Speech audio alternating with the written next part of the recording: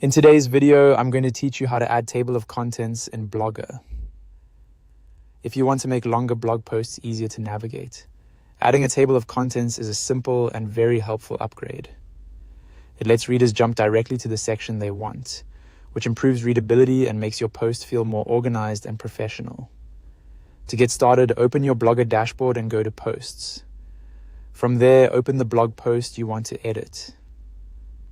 This method works best for posts that already have clear section headings, especially if you're using heading tags like H2 or H3 throughout the article.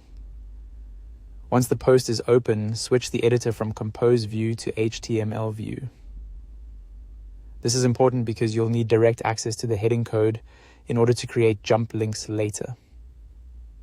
If you've never used HTML View before, don't worry. You only need to make a small edit to each heading.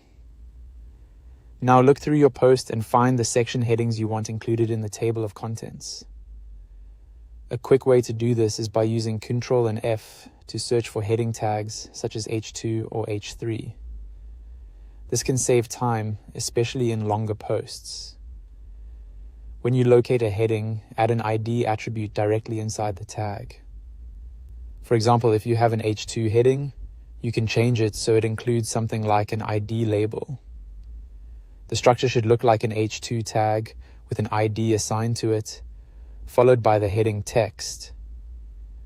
The ID acts like an anchor point that your table of contents will link to. Make sure each heading has a unique ID so every section points to the correct place.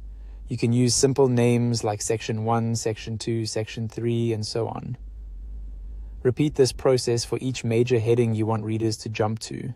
Try to keep the naming consistent and easy to track. This will help avoid mistakes and make your post easier to manage later if you ever update it. After you've added IDs to all the necessary headings, switch back to Compose View. Then place your cursor exactly where you want the table of contents to appear. Most people put it near the top of the post, usually after the introduction, so readers can see it right away without it interrupting the opening paragraph. And that's it for this part of the setup. Once your heading IDs are in place and your cursor is positioned correctly, you're ready for the next stage of building the table of contents inside your Blogger post.